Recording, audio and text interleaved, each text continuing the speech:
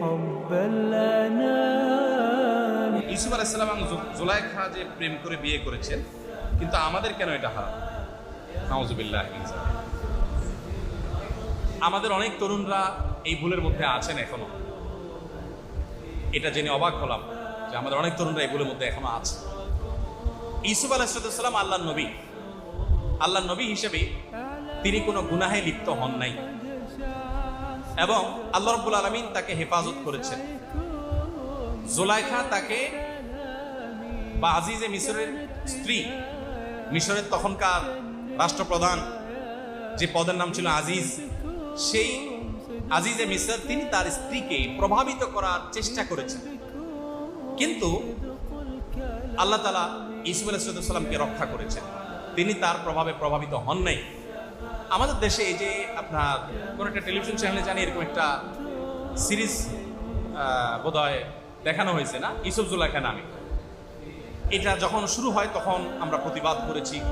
ওলামায়ে কেরামের একটা প্রতিনিধি দল টিভি কর্তৃপক্ষের সাথে দেখাও করেছে, তাদেরকে বলেছে যে এই জঘন্য কাজটা আপনারা করতে যাবেন না। এই নোংরামিতে একজন নবীর চরিত্রে একজন অভিনয় করবে এবং তার চরিত্রে কালিমা লেপন করবে, এটা ডেঞ্জারাস একটা বিষয়। আমাদের যুবকরা যারা এখনো মনে করেন যে ইউসুফ জুলাইখার মধ্যে প্রেম হয়েছে, তারা জঘন্য ভুলের মধ্যে আছে। এরকম কোনো ঘটনা আসলে ঘটে নাই। জুলাইখা অন্যায়ের প্রতি আহ্বান করেছেন ইউসুফ আলাইহিস সালাম সেটাকে ডিনাই করেছেন, আর এই জন্য তো তাকে জেলে যেতে হয়েছে। আপনি সূরা ইউসুফ খুলেন, আজকাল তরুণদের সূরা ইউসুফ খুব বেশি পড়া দরকার, কিভাবে নিজেকে নিয়ন্ত্রণ করতে হয় এটা শিখতে পাবেন সূরা ইউসুফ পড়লে। ইউসুফ আলাইহিস সালাম কিন্তু সেখান থেকে বাঁচার জন্য সংগ্রাম করেছেন, যার কারণে তাকে জেলে যেতে হয়েছে। তিনি যদি তার কথা শুনতেন তাহলে তো জেলে যেতে হতো না। অতএব এটা ডাহা মিথ্যা কথা তার চরিত্রের ব্যাপারে। অনেকে বলে যে প্রেম পবিত্র জিনিস, স্বর্গ হতে এসেছে, এগুলো শয়তানি করবার জন্য বিভিন্ন মন্ত্র শিখাই দেয় আপনাদের। আরে ভাই, প্রেম তো পবিত্র জিনিস, হলো স্বামী স্ত্রীর মধ্যকার প্রেম।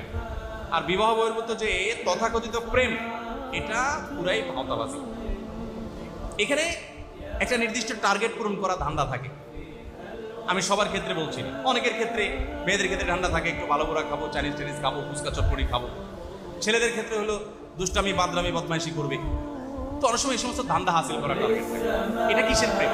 প্রেম হলো বিবাহর পর যেটা হয় সেটা হয় কি? প্রেম এবং ভালোবাসা। অতএব এগুলো হারাম।